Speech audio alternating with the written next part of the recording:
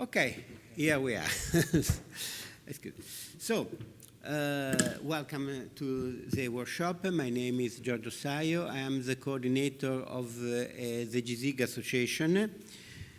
We promoting several projects, and the objective, we started in 1992 as a European Association to promote innovation and technology transfer in the field of geographic information, with the aim to share experience among the members at the European level and promoting and develop European projects.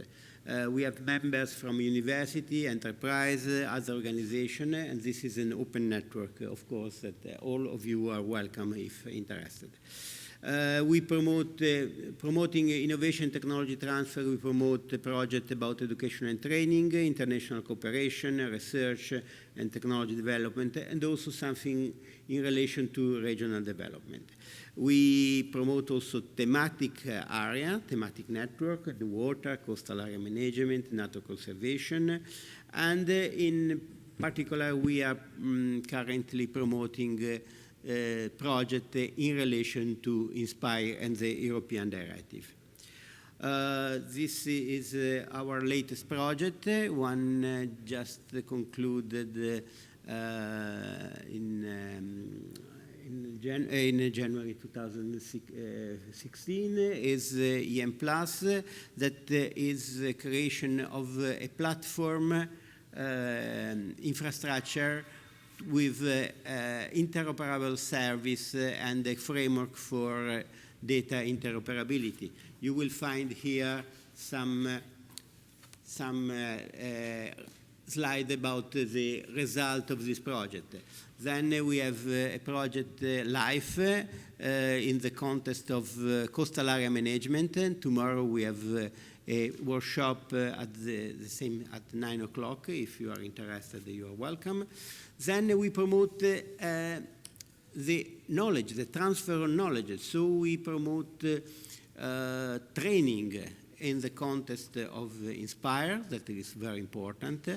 And we had the Leonardo da Vinci project that create a sort of a learning platform, and where there is a different aspect of knowledge about INSPIRE. We are also in contact now with GRC, and some of these modules will be linked at the INSPIRE GeoPortal. You will see at the lunchtime there is 2 sections about INSPIRE training, and tomorrow we will present this project in Invite.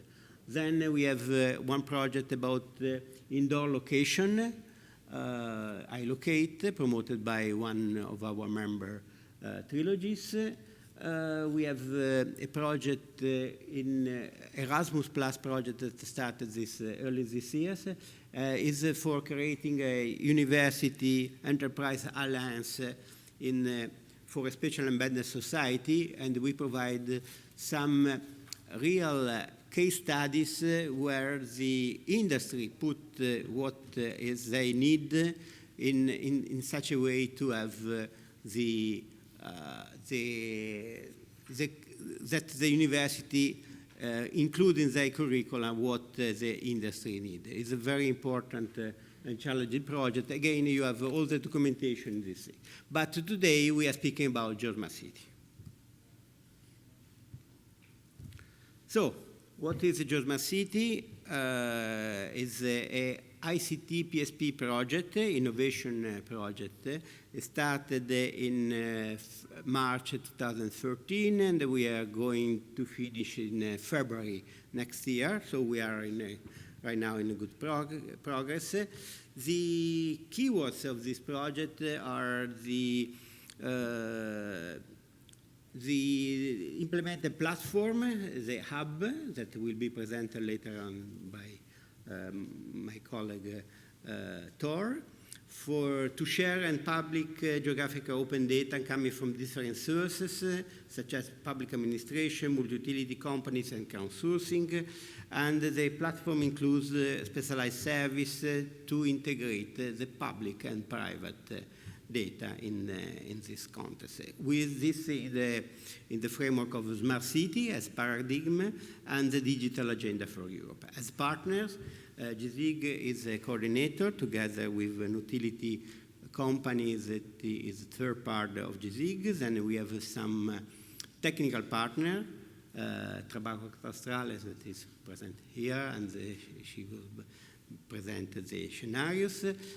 We have Avinet, Tor is present here. We have Epsilon Italia, Giacomo Martirano is here, but we have other company like Integraph, and then we have the pilot in different countries, in Genoa, in Girona.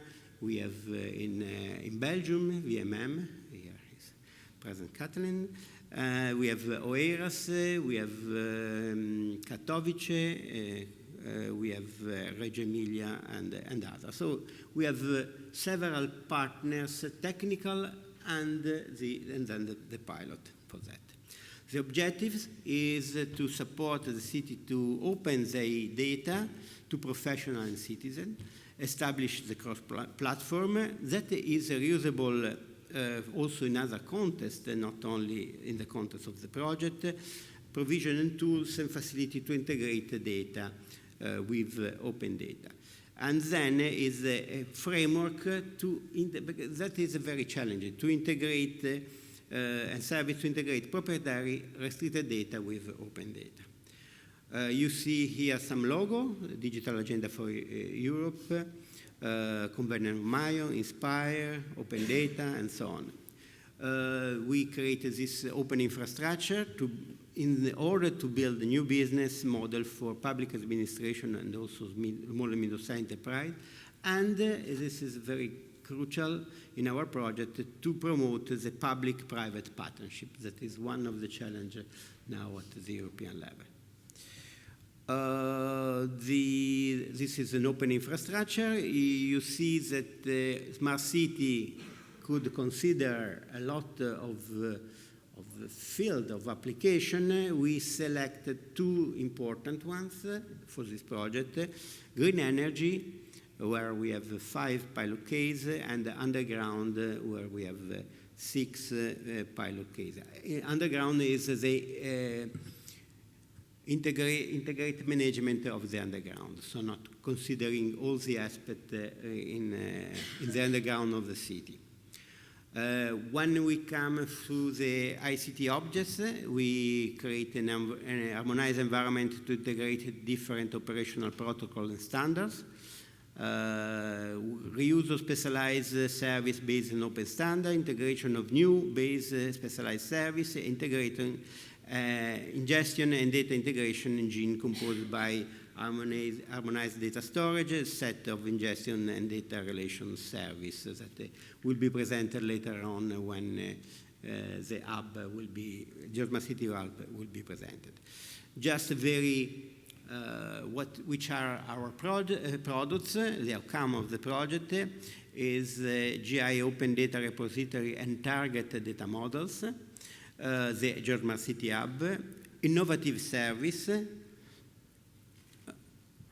Then we have 2 scenarios, the green energy scenario, operative and use pilot case to facilitate diffusion and management of renewable energy within cities, underground scenarios, and the training framework. Again, you have in the folder what is the training framework of our project. We will speak a little more in the next slide.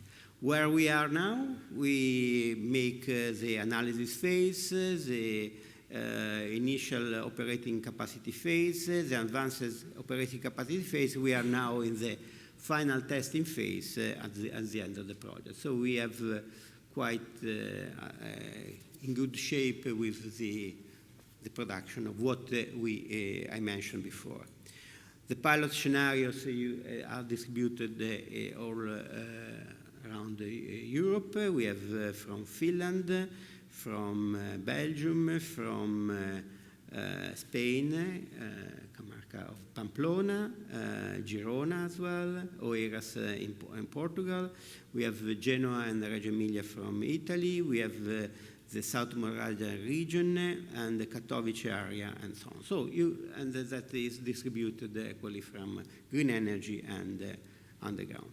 Just very short about the two scenarios that will be presented after by Maria. The green energy contest, when we selected this scenario, was because of the importance of the Convention of Mayors initiative to increase the energy efficiency and use of renewable energy source in the territories. There is a signature from more than 6,000 municipalities with more than about 2 million people that representative of that. And important is that this project aims to support the sustainable energy and action plan of the city. And in particular, if we could consider what is behind this, we have related information that there is building, environmental information, energy infrastructure, planning, smart grid, and so on. There is a number of data involved in this process, and the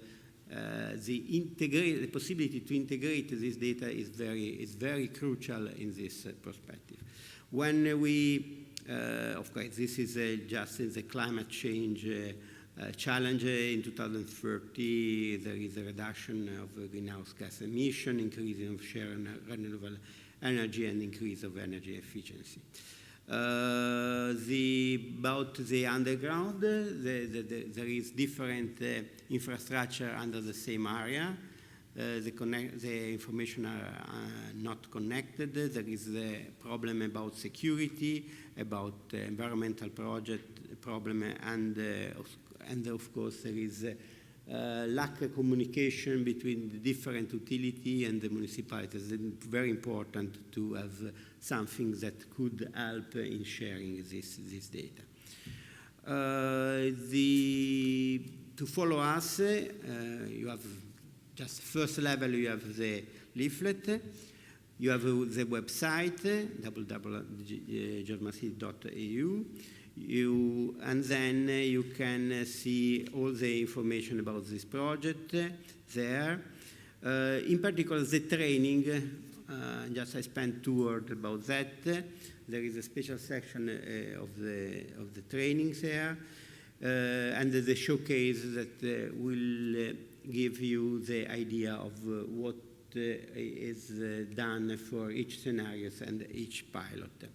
About the training framework, as I mentioned, there is, since years, GZIG promote the training for the geographic information and the related directives initiative connected to geographic information, and we're speaking about Copernicus, Inspire, SACE, Water Framework Directive, and so on.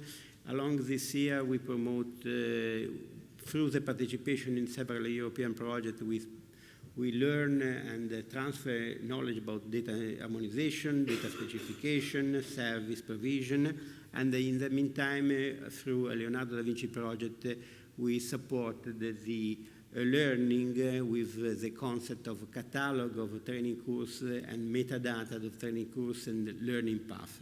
So all this environment we call training framework that is then specialized for each project. And this is for GeoSmartCity. We organize the training in 3 levels: the background knowledge, the knowledge on directive and technology, and this is what comes from previous project or other initiative.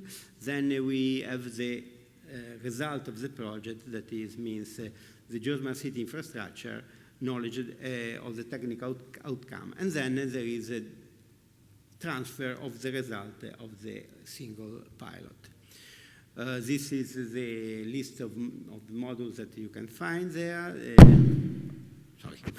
The Inspire Directive and the related technologies, the GI technologies, the knowledge about the underground and green energy, and then the infrastructure.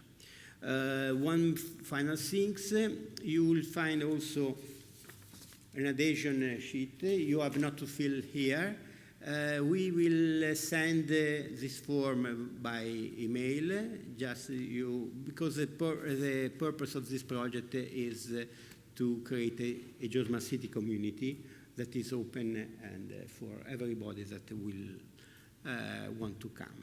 In the next presentation, we will have Maria Cabello from Tracasa that will present the scenarios, green energy and underground. Then we have the presentation of Giacomo Martirano from Epsilon Italia about using and understanding inspired data models. Then we have the GeoSmartCity service and the hub from Avinet.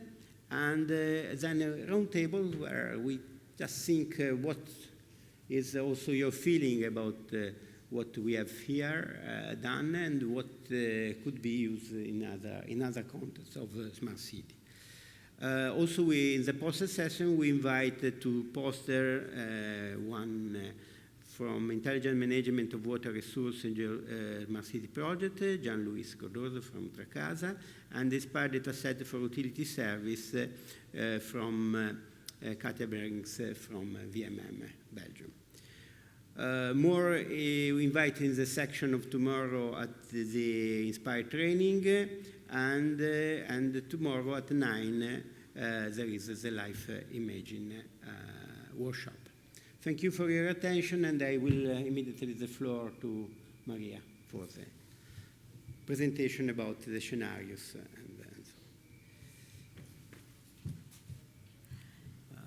Qui non trovo il mouse. Close this.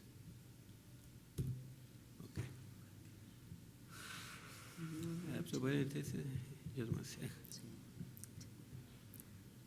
No, questo. Okay, just introduce yourself. Okay, if please fill your name and email to get some more information.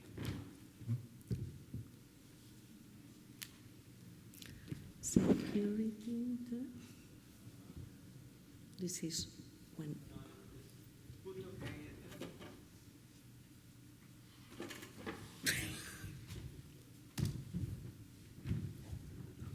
Sí. Dale un poco alto, o sea que tampoco hace falta ponérmelo muy cerca. Vale. So, thank you very much, Giorgio. Good morning, everybody. Bon dia, buenos días. We are really happy to have some people today, early morning, Monday.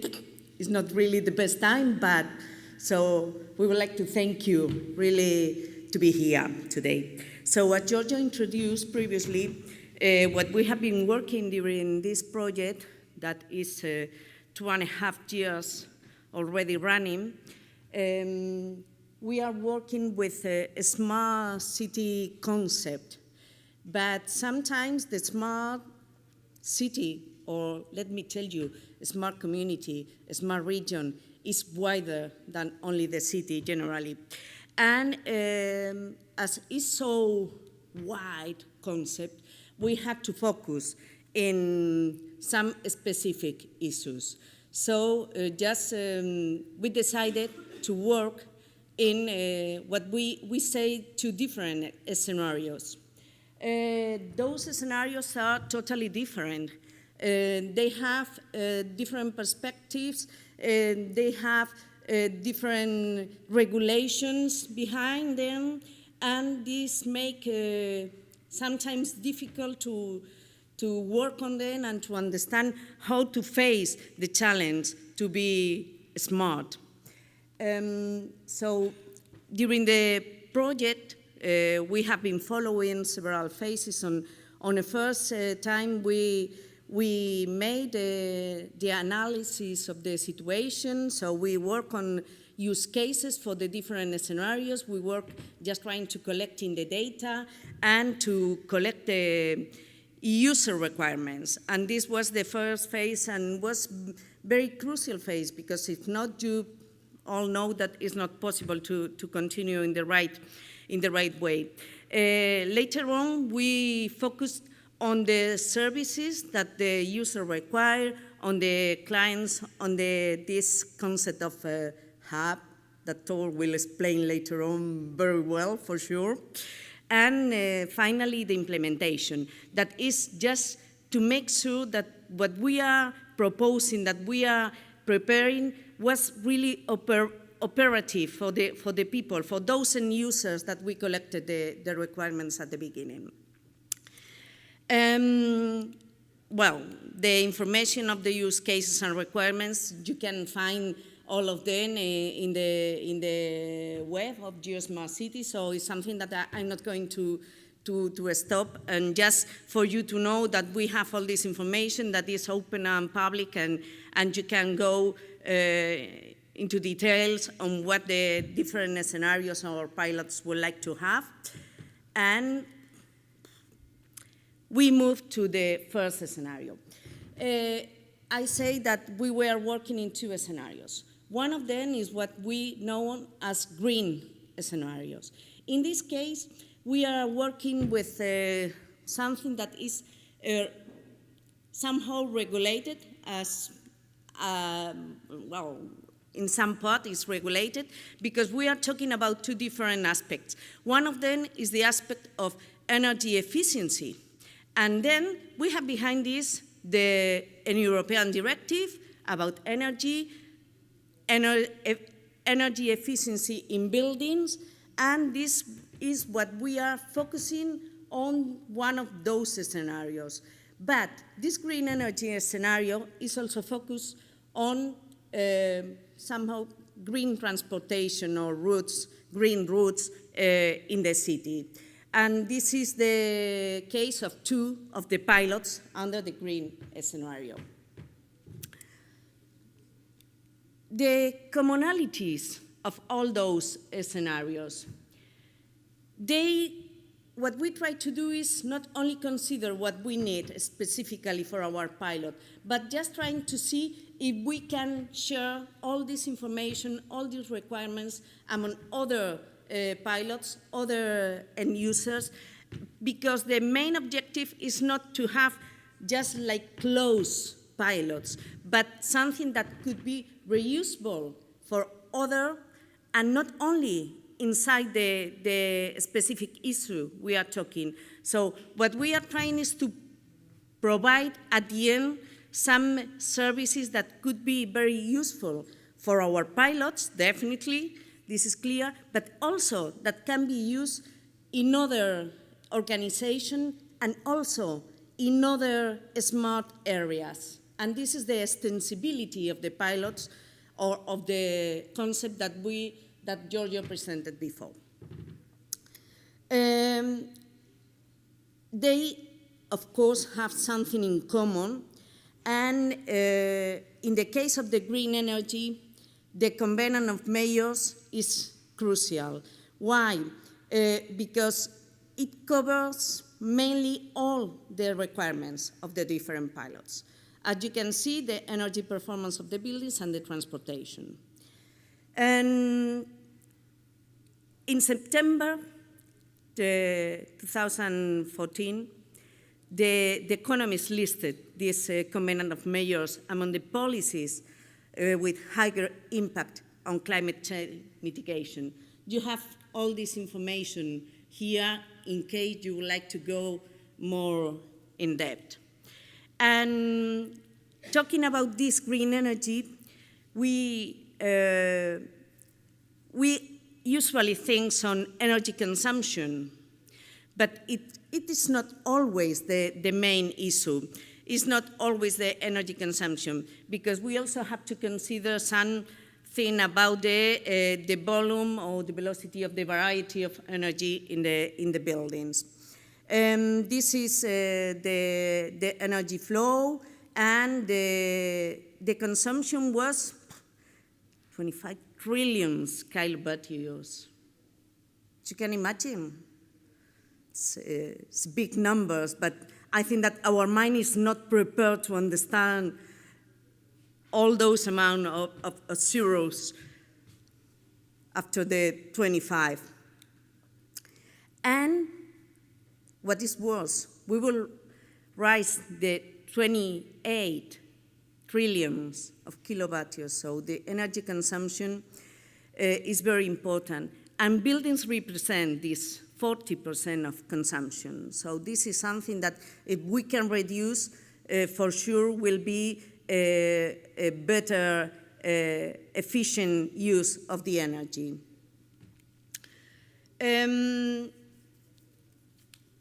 Whoops. Just talking about Belgium, but what we are talking is that is concentrated in a land area equivalent to Belgium, and our partner from Belgium knows pretty well how big is this area. The households are responsible for 68%, and so the most used is gas, but anyway, somehow all those aspects are just reinforcing or enlarging the number of kilowatt-hours we are using. So under this green energy, just going more into the pilots, you have here the 5 pilots we have. The first of them, the region nell'Emilia, the Italia, those are focused on the energy consumption of the building, or the energy efficiency of the buildings mostly of the region. So it's official buildings. And there is also another pilot on Marousi in Greece, also focused on energy, and also in Oeiras. And the last 2, Turku in Finland and Girona in Spain, are related more with green routes, and especially in Girona, they are talking about routes by bike, using bikes. So we have collected 30 use cases, 13 use cases, and 61 requirements. So you can imagine that it's not very easy just to manage in only 5 pilots all those requirements. Just I pass and I move to the specific use cases. In the case of Reggio Emilia, the general objective were to integrate all those geodata and energy data together in a common geodatabase for their strategic purpose. And the main requirement were to know the energy performance and CO2 emissions. And what they have now is an application, a web application. In this case, is not the main objective at the end is not fully open, because there are some information that is under IPR issues restriction. But in any case, what is important to know for you is that all those pilots will be open from the end of this month for testing purpose under operational concept. So you could see there what we are really offering. In some cases, and all for this period, will be open with information that later now can be also a copy, but after that somehow will be restricted, because it's personal information and it's not going to be used in an open way, but the data will be there and under the condition of open data, and later on will be closed, or so some copies or some kind of things. But you can test all this information. In the case of Marousi, the idea was just collect information using some kind of voluntary or crowdsourcing way. to create the energy map of the city. And in this case, it's focused on the citizens. So it's enable the citizens and the SMEs just to make comments on the information and try to see how they can improve their energy behavior. Now we are talking about mobile applications. So it's something that you have to download, or you can use your smartphone. You can download and use, and the information, the geodata, will be provided through the hub. The OERAS pilot, I have to tell you that OERAS is working in the two scenarios. Their pilots or their application are quite simple, but really interesting because they have the two different perspectives and will be very valuable for the project also. In this case, urban sustainable planning tool.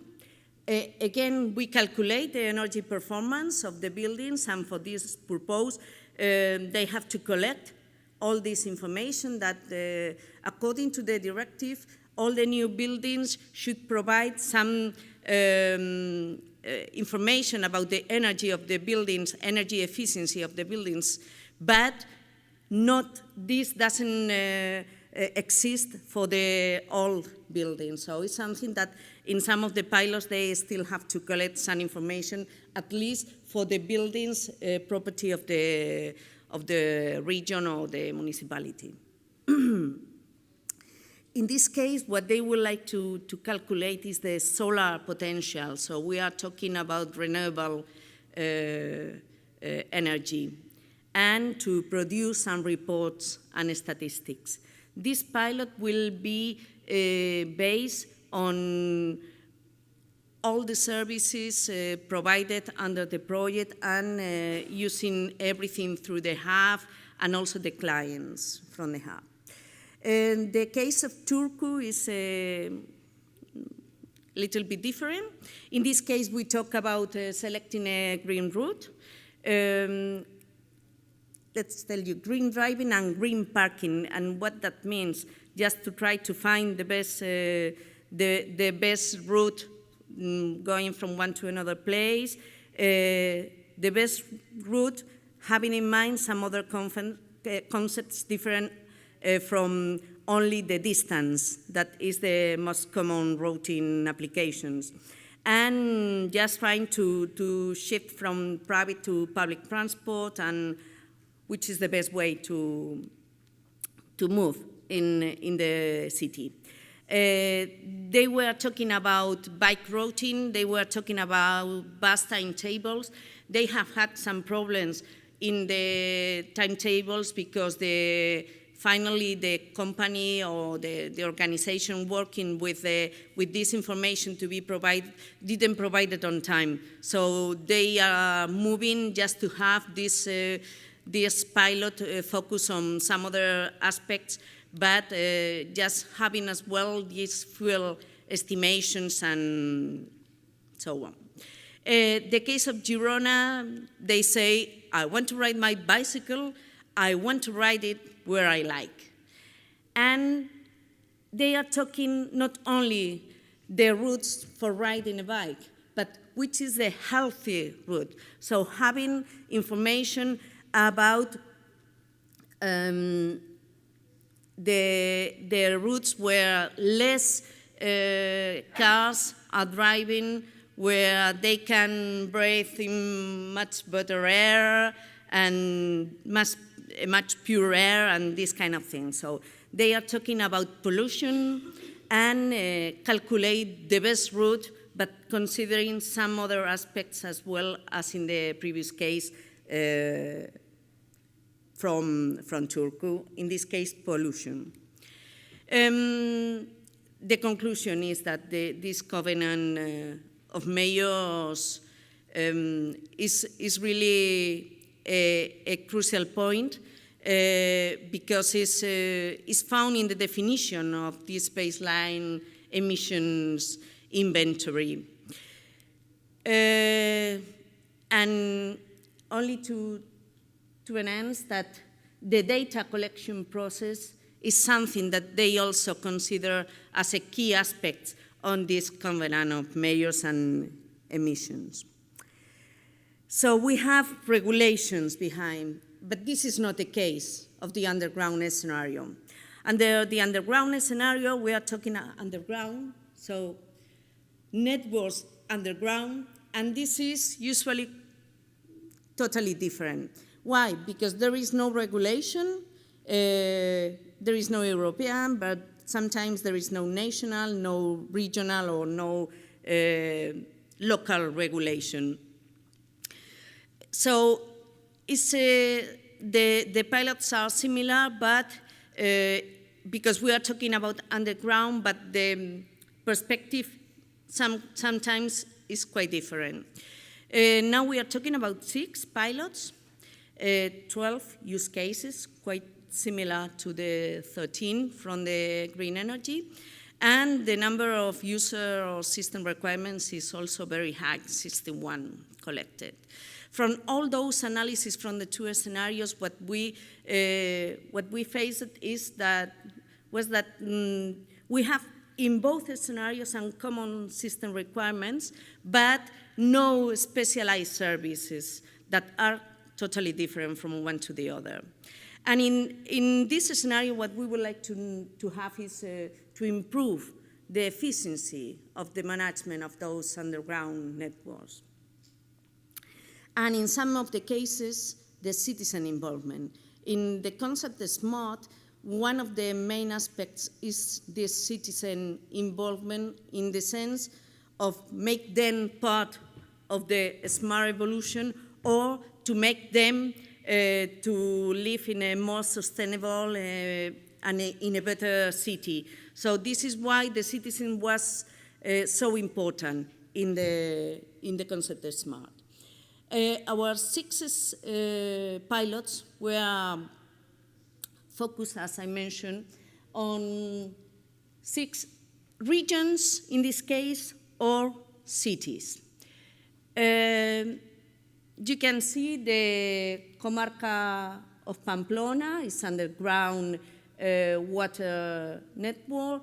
In Genoa is underground networks in general.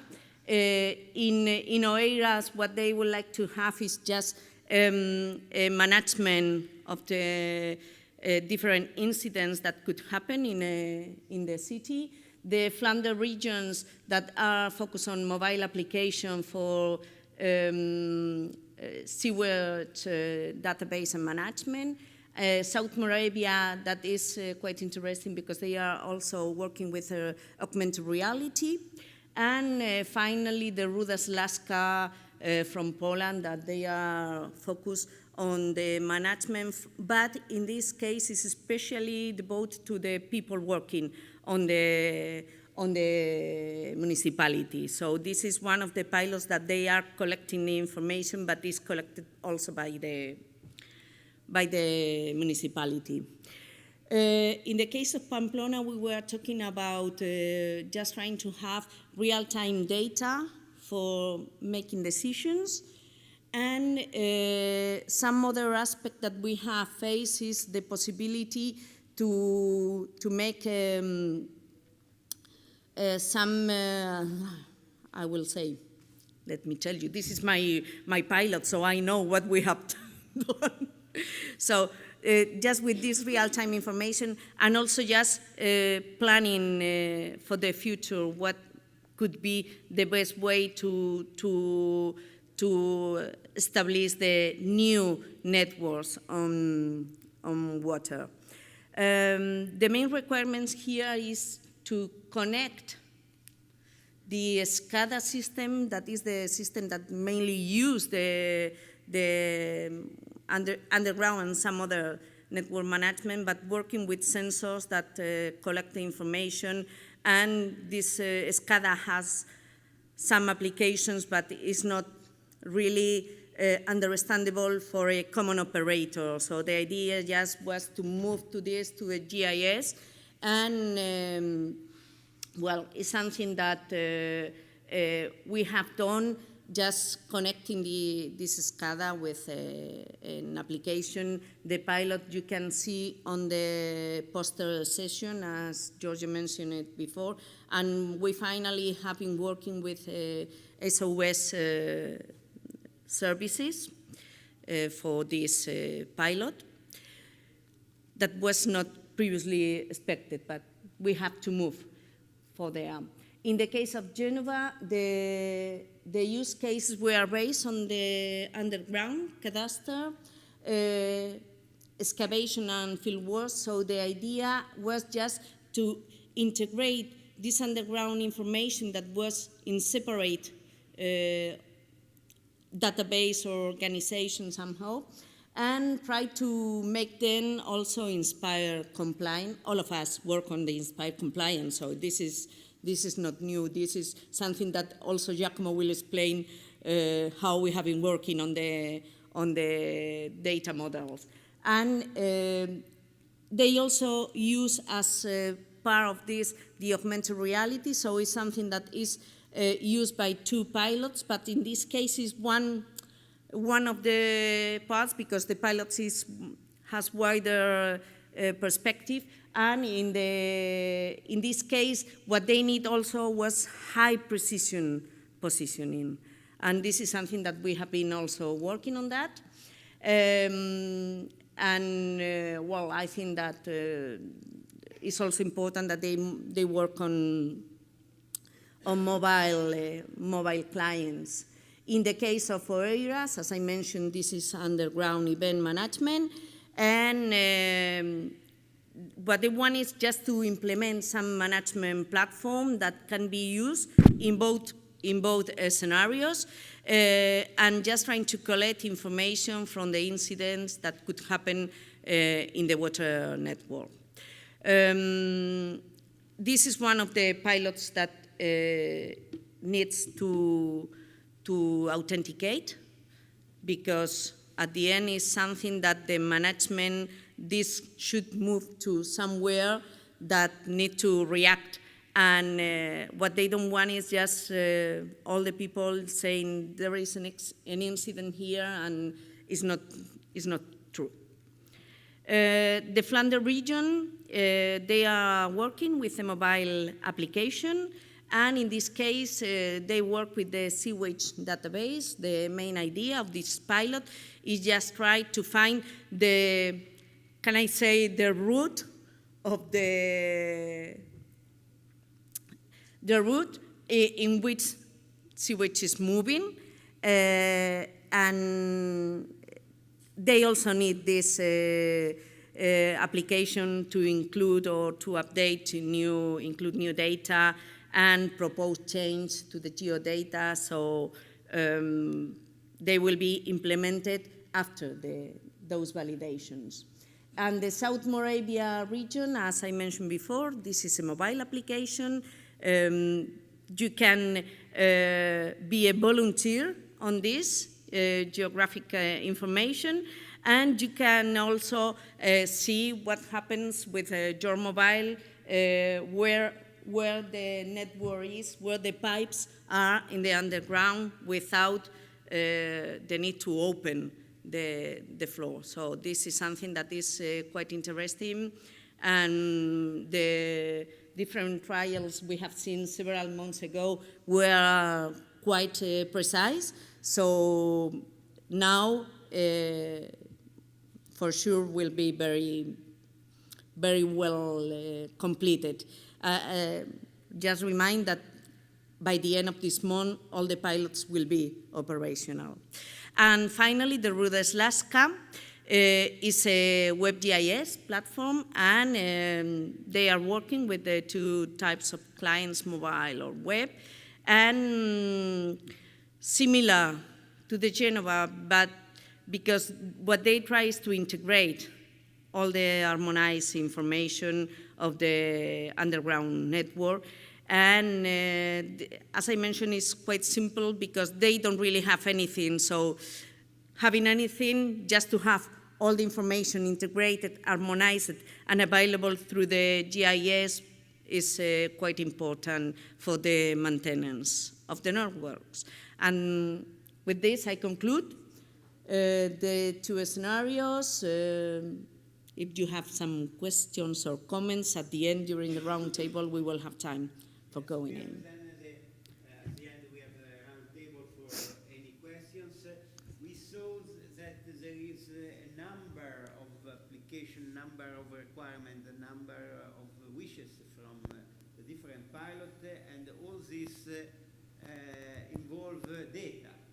And then we invite Giacomo Martirano from Epson Italia to speak about how was our approach to manage a huge amount of data and the variety of data. Yeah. Good morning, ladies and gentlemen. Before to enter into some technical details of this data model extension, let me give you a few words about the context in which this aspect is extremely important with respect to the previous presentations in which you have seen the scenarios, the wishes, the use cases, so an ideal world that in order to be realized needed to be based on a strong and robust pillar which is related to the data dimension of the project.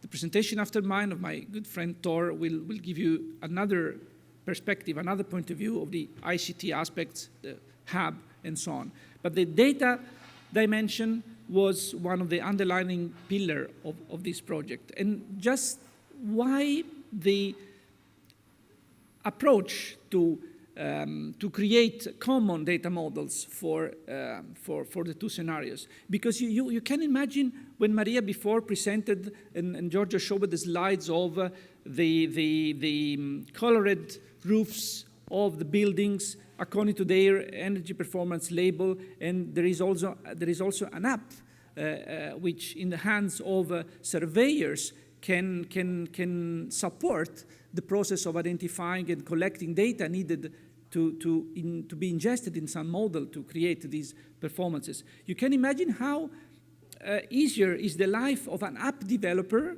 working in Greece, based his development on a data model he's using, and the same data model can be used in another pilot in Portugal, in Italy, in Sweden, or wherever.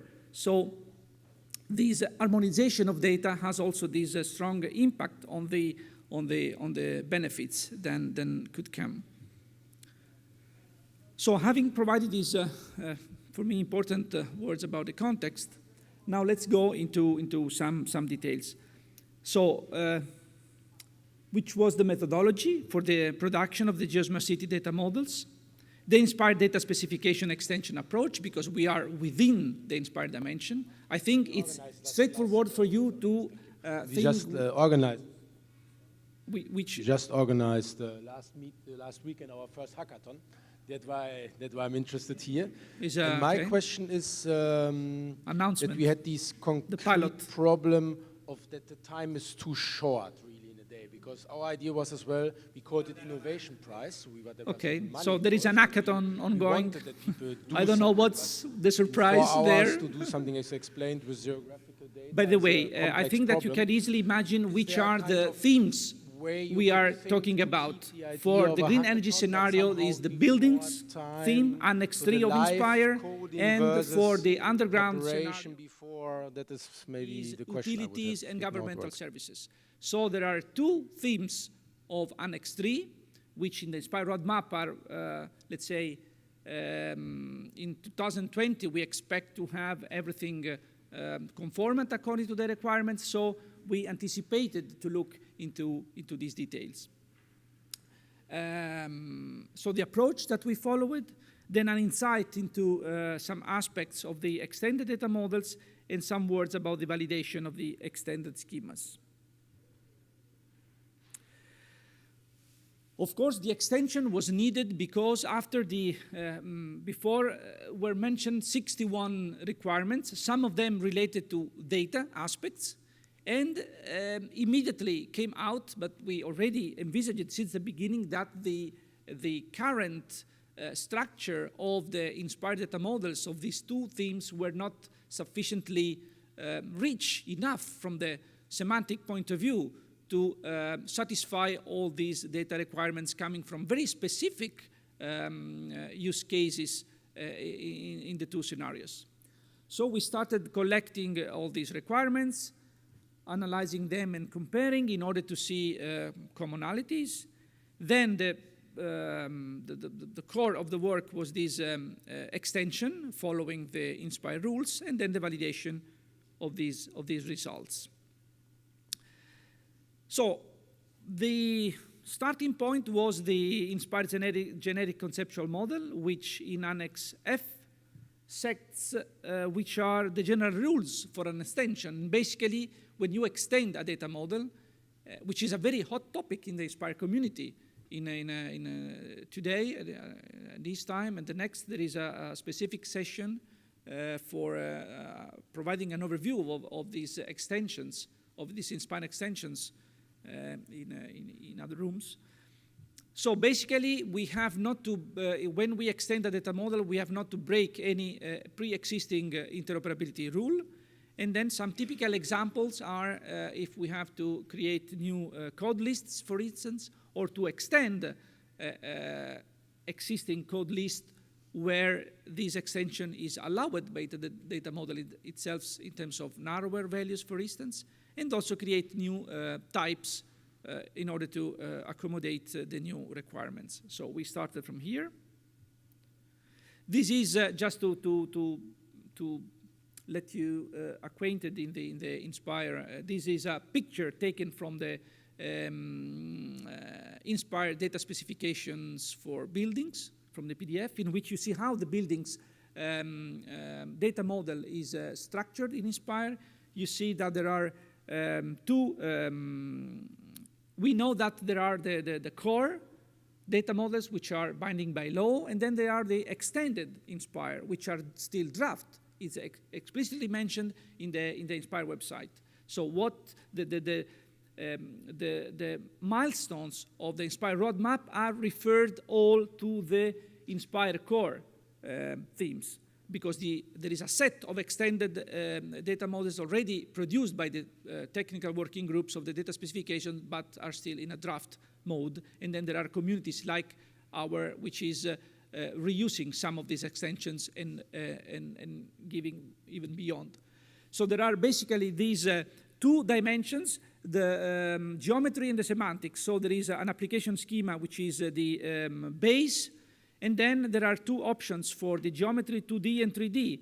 And then the core actually is a combination of the application schema base and then 2D or 3D in terms, so simple semantic and then 2D or 3D geometry. In the extended draft part of INSPIRE, there is also, there is introduced an extended semantic application schema, which is called extended base. And then this extended base, which extends the semantic of the base application schema, combined with 2D or 3D application schemas of INSPIRE, provide the 2D extended or 3D extended. But on the right side, in the column extended base, 2D or 3D, already provided, already available by INSPIRE, are draft, still draft, not binding by law. Important to mention that on the right side, you see that there is the introduction of a feature which is called the building unit, because actually in the core of INSPIRE we have building and building part, but in terms of needs to take into account aspects of the single unit of the building acting differently in terms of energy consumption, energy performance, energy efficiency, it was introduced this building unit feature type, which we used extensively in our extension. And then again, in the INSPIRE data specification, we have this picture, which is clearly stating how extensions made by the community should be made. So we have the core, which is 2D or 3D, and then you see what should be in INSPIRE. So in order to pass, to claim your conformance of your dataset in 2020 of your buildings, datasets buildings at national level, you have to be compliant with these core 2D or 3D. Then there are the extension, which are draft. for the time being, GeoSmartCity is not entering into the scene. This is what is stated in the Inspire as is. We have the extension, what should be in Inspire, and then the bigger circle extension defined by a data provider. But there is a but. Let's see how this approach worked. So we started from, so now enter in what GeoSmartCity made. We started adhering to the requirements of how to extend Inspire data specifications. We started with the Inspire core data models. Good guys.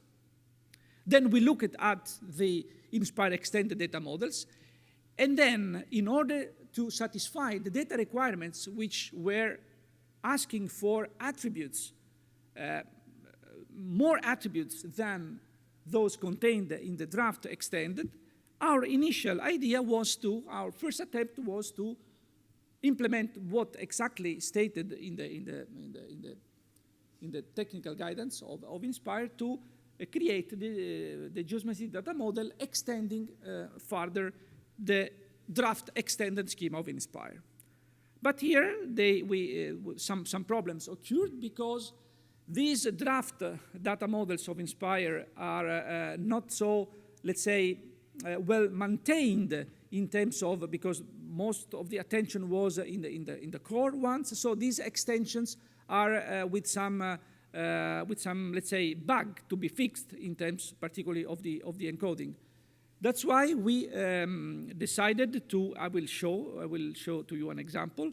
We decided with this approach to start from the core, to take from the draft Inspire extended what was really working, and then providing new classes which were outside. So we didn't take all what contained in the draft Inspire extended, okay?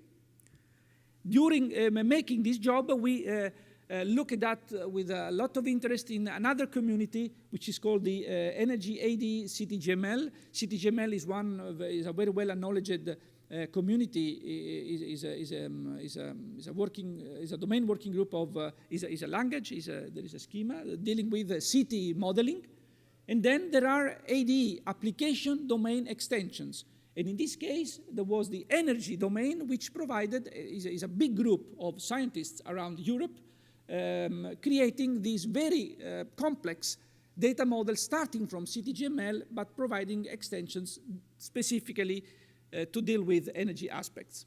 And because it was a very, very complex model, we decided to take only the parts which were relevant or related to our needs. Here is the example. Maria, is this working? Yes.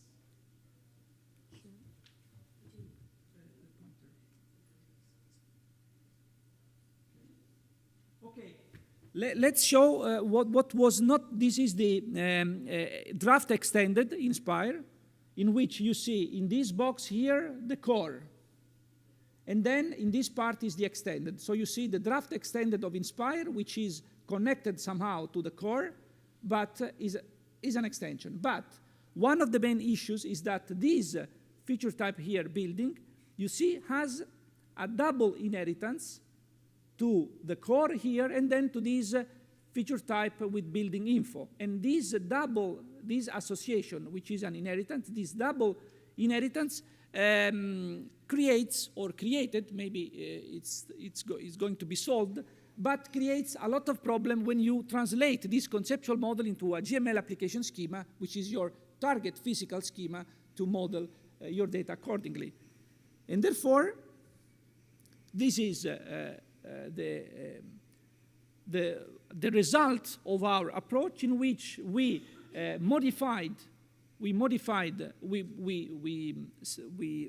this inheritance remained. So you see this link here, unchanged with respect to the draft of Inspire, ensures the fact that our extension is fully conformant to that does not break any rule with the core. But then the double inheritance we solved with a simpler association with a data type having more attributes. Basically, you see in this orange the existing class in the draft extended, but with some addition of attributes. And then in this giant, some new classes. This is the basic concept we used.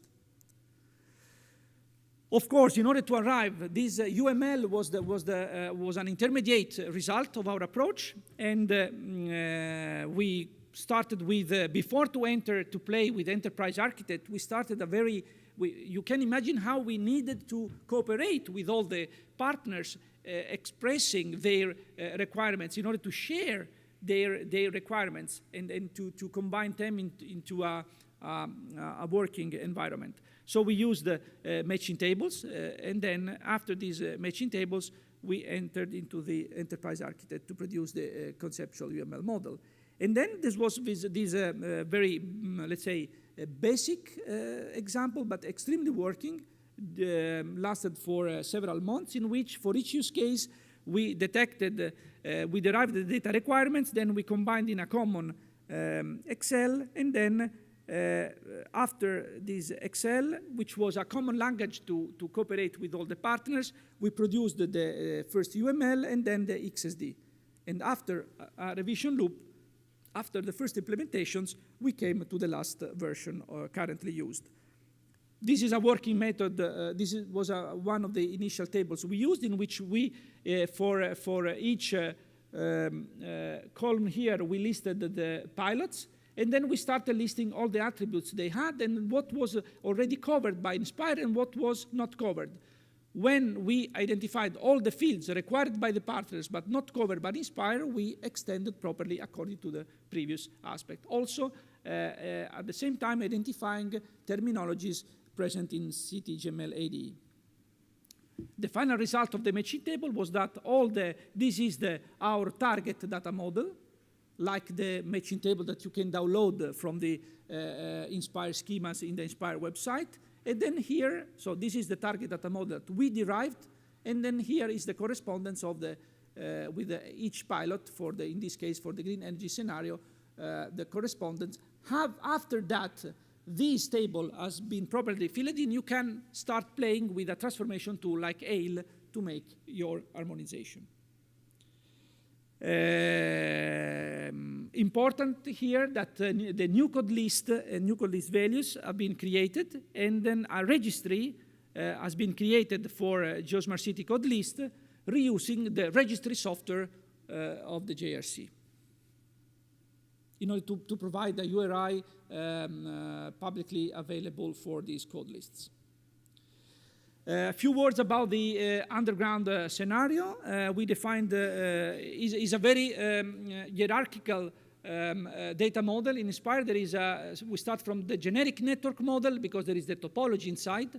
Then we have common types application schemas, and then network-specific application schemas for electricity network, oil, gas, and chemicals, sewer, telecommunications, thermal, and water.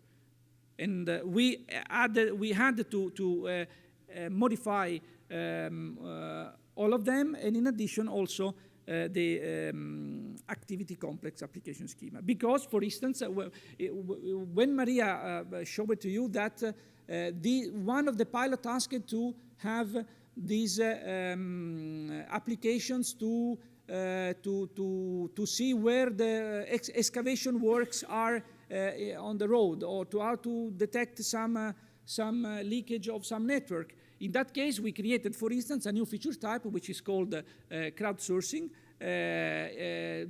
designed in order to get all the data that a surveyor or a citizen, there are two different cases, goes around and detect some of these data. In order to do that, we combined, the challenging part was that there were two of the pilots, the Italian one and the Flemish one, expressed as their requirements to be compliant with their national data models. So we combined two different national data models, providing a common schema embedding both of them, of course, with mandatory aspects properly related. So one attributes which are required only by one national legislation are not mandatory for all the pilots, as you can imagine. And this is just a picture to show some of the new classes defined. This is how this registry instance, because registry is a software extremely powerful, produced by GRC under the ARENA program funded by ISA program of Digit, and then is a registry. You know the INSPIRE registry. It's a collection of many registers for the application schemas, for the code lists, for the vocabulary, and so on. And in this case, we used for the code list, and we developed, thanks to the help by the JSC registry team, we developed an instance which is installed in the GeoSmartCity hub to host these code lists. And last slide, if you are interested in more details that I could not show here, if you enter into the INSPIRE thematic clusters, I think you saw that how the website changed on Friday. So at the beginning, you will not find your button on your left bottom part, but after a few seconds, you will get familiarized also with the new layout. So when you enter into the thematic clusters, and just in the search field, you enter GeoSmartCity, you will get these 3 posts, and the last 2 are the 2 posts of the 2 data models in which you can look and download everything, the UML, the XSD, matching tables, and whatever. So that's it, and thank you for your attention.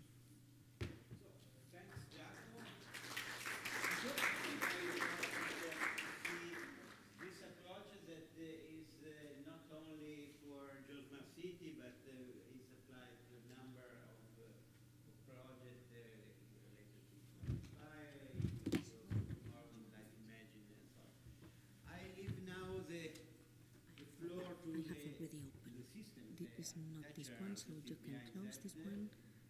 The service and the app, this is the GeoSmartCity app.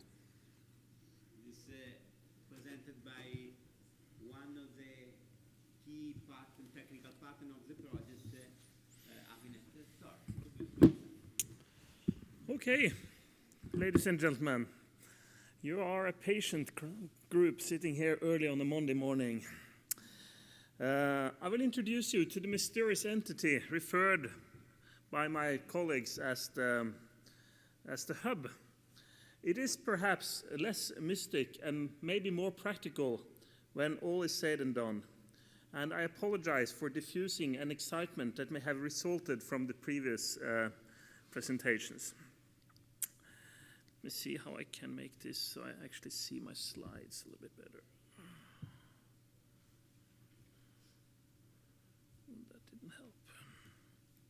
Anyway, so my name is Tor Gunnar Overli. I'm from Asplanviak Internet, or Avinet, a small Norwegian company working in these projects together with very good partners. And we are doing a lot of WebGIS type of things. I and my company, we are a fan of open source, and we often find ourselves using OS software in our projects. The major rationale for doing so and recommending open source for our clients is, however, not cost-saving or our own enthusiasm. It is the high availability, the strong performance, and the early availability of components and innovative features. Yet, these things come at a cost. To get all what you want, you need to combine many components in the open source community, and that quickly becomes an issue of manageability. And the hub therefore seeks to implement a platform that is simultaneously feature-rich, robust, scalable, manageable, and is entirely built on FLOSS software. It aims, in short, to do for the mapping a platform the same as Google Docs do for word processing, offering a simple yet affordable, powerful online alternative where the hassle of installation and management is left to someone whom we never see and whose pain and suffering we do not feel. In the beginning, there was punch cards. Then there was a lot of line graphics, and it remained that way until about 1980, when Jack Dangermond, in his pre-World Dominant days, came up with the then brilliant clean and build commands in ArcInfo. That was how it started. That was how data topology was born. So many possibilities, so many opportunities, and so much to ignore. Because now, nearly 40 years after, what most people think about when they hear GIS is actually maps. And there was a time when they thought that GIS was a cheap way to make maps.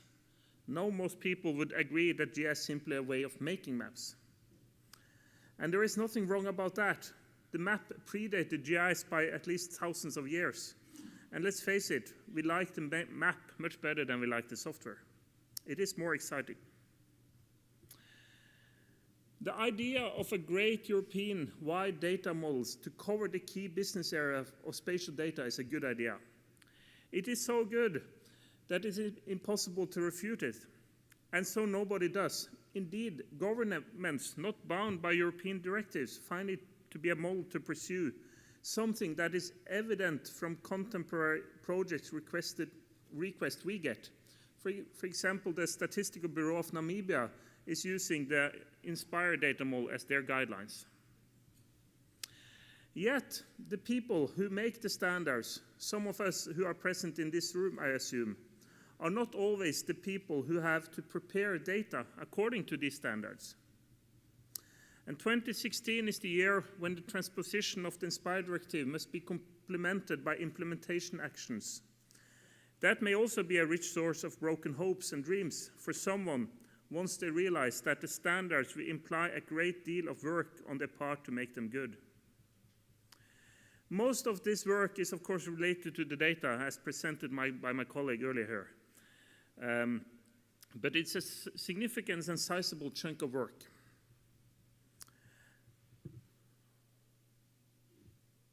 And another part of this issue is to putting it online in a compliant form. It's also not an easy part, I may add. Current map servers do not play ball easily with complex nested GML features, although they do permit them by the skin of their teeth. And that's another issue that makes our GeoSmartCity hub an attractive, compliant complement to some. European data infrastructures are good initiatives. They are important and they hold great promise for the future. At present, however, it sometimes seems there are more data infrastructures than there are actual data. I show here two examples, the Inspire and the PSI infrastructure, which, although nested within each other, constitute two different approaches. The challenge lies in the fact that European data infrastructures are conceived in rooms like these by people like us. People who are comfortable lodged with projects or comparatively well-funded national entities where it is warm, comfortable, and plenty of food. From up here, it looks nice that data can be accumulated through gradually narrowing hierarchies of entities until they finally arrive in a beautiful pan-European repository. The people who are responsible for populating the myriad of thematic data models, however, they sit in local and regional entities and may often find themselves in the role of being data provider for more than one data infrastructure. Thus, the amount of data work required increases as we move down the hierarchy, whereas the amount of funding, albeit tight of times, increases as we move up the hierarchy. And finally, each data infrastructure provides its own technology stack, requiring data providers to have knowledge about all of them, sometimes which is at odds with available resources. And this is why we originally conceived the hub. The hub is not one big thing, but at least 5. It is a server platform that is stocked with the best-of-breed open-source spatial server applications, with a set of interfaces. A simple user interface called the data catalog, where the users can upload and manage their data for use in applications. It is a remote desktop or shell access for power users switching Internet as Service control over the remote server. A JavaScript library for rapidly building client applications based on the GeoSmartCity platform. A set of specialized inspired data standards and ETL procedures for populating them from local production data models.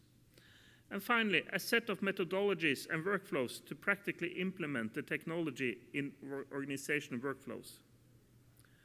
And then, and only then, comes the great potential for custom applications built on case-by-case basis to support specific use cases, validated within our project by a number of applications as shown by Maria, for green energy monitoring and management of underground scenarios. So let us move on to have a deep dive into looking at the components of the hub. Which software component sits in the black box that we call the GeoSmartCity Hub platform? The hub is designed with both virtual and physical data sources in mind, and will support remote service endpoints as well as local databases and file-based data. Support is included not only for spatial data, but also for documents, non-spatial tables, custom hierarchical data formats, RDF graphs, etc. It may be worth mentioning is that an event handler engine is registered on top of the data, permitting end-use applications to subscribe to data events. And we can also mention that all the data is being indexed and searchable through an inverted index documents, which is indexing documents, spatial data, table data, and metadata put in the same index. At the heart of the hub sits an application data model called a registry. This is less exciting and much smaller than it looks and sounds, but is essentially metadata about services and datasets, permitting the technology components to determine which data can be used with what service. The hub will reuse existing components such as GeoServer and PostgreSQL. Each of these comes with their own APIs. And then API web service include capabilities for reading and writing CCGI and VGI. There are routing services on top of their own data, and an algorithm analyzing what works toward well-known underlying data models, for instance, the local energy plans. The registry also includes a data management and administration functions, such as upload, connect data sources, assign and maintain PURIs for datasets, table rows, and spatial features, determine who has access to what, determine how data sources will be indexed, assign metadata, and it's our intention that these metadata will be integrated with CCAN. The hub has its one interface as Internet as a Service, the infrastructure as a service, sorry. As formally stated, the hub can be accessed with a shell or a remote desktop VNC connection in order to manage it directly, as would be preference for many professional users. More importantly, the GeoSmartCity data catalog gives a very simple, almost naive user interface to publishing spatial data as WMS, WFS, and CSW. This user interface is, and it is important to underline, not a contender or a replacement for an existing map server or catalog server. It is a workflow that changes underlying components, metadata, to GeoNetwork, map data to GeoServer. The data catalog does not expose the full power of all the components installed on the hub servers. For that, you would need to use the shell or remote desktop access. However, that is for experts who are roughly 10% of the expected users. The data catalog is for casual GIS users, professionals who are professionally something else, but use GIS from time to time and need to add data, or do application development on top on the platform. In short, the data catalog is for the remaining 90%, those who have a need to publish a dataset as a view, download, or explore service. The hub is implemented with a service-oriented architecture with loosely coupled components that are communicating via HTTP web service messages. And the web services are implemented in Java and exchange messages via JSON. The client user interface is implemented in HTML5 and JavaScript using AngularJS version 1.0, which is actually an older version of Angular since 5 days. The data catalog tries to break down data management into a set of simple, manageable components. It might be useful to remember that the hub is a shared server that can have many users in parallel. Data must be isolated into silos for each user so that they can manage the data in a predictable and safe way. Moving closer to the user interface, the hub can be found on the internet on the hub.geosmartcity.eu, and you will land at the envisaged entry point, still in beta, for the final GeoSmartCity services. And here you will find one of the most prominent dashboard items to be a link pointing to the data catalog. However, as I already mentioned, the hub is not only about software, it's about data, methodologies, and there is plenty of contextual information to be found. Naturally, the first thing that must be done to use the catalog is to authenticate yourself, to let the system know who you are. Not so fancy thing here. And on the first level, you are able to add your own data sources. This is where you connect to pre-existing folders on the server where SRI's shapefiles reside, or to PostGIS databases on the local or remote servers. Depending on what type of data source you will select, you will be challenged to fill in different types of fields to connect. And then you can manage your own data sets. The data sets can be spatial tables within a database, or a file, or a folder with shapefiles.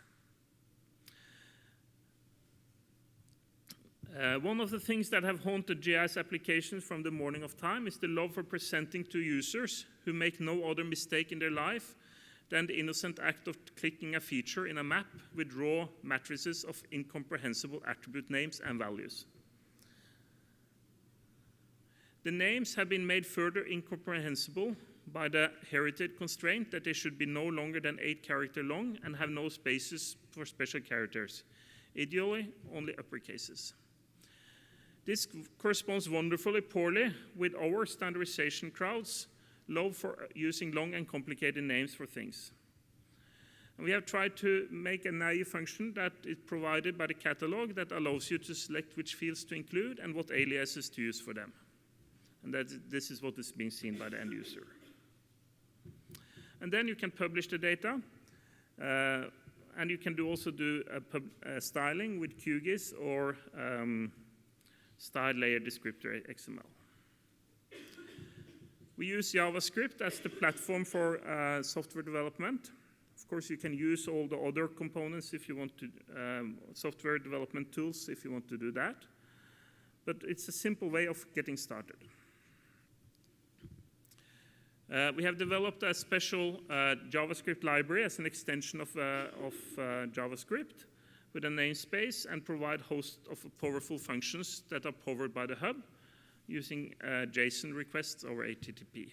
And these different functions span all from routing to VGI to geocoding, enable users without access to their own spatial infrastructure to build powerful applications using nothing more than JavaScript.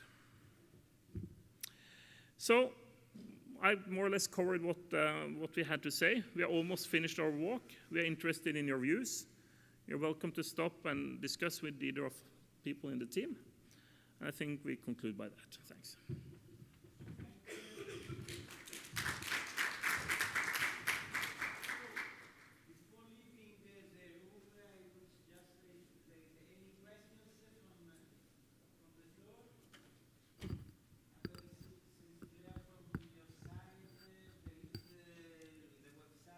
Giorgio, microphone. You can find all information. All of you that put your email address will receive the newsletter, some more information. I don't know if what is your impression in the use of this type of instruments, this methodology, because I think that this will be quite innovative methodology to approach the concepts of smart city and the integration of data according to different way to manage and to provide service. This is a hub, is a flexible tool that could be used and installed easily in many other cities, many other contexts. If you need some more material, I don't know if all of you get the material distributed at the beginning. Here we have some more, so you are welcome. So, any comment, any question? They all are happy or not? Okay. Thank you very much. Thank you very much.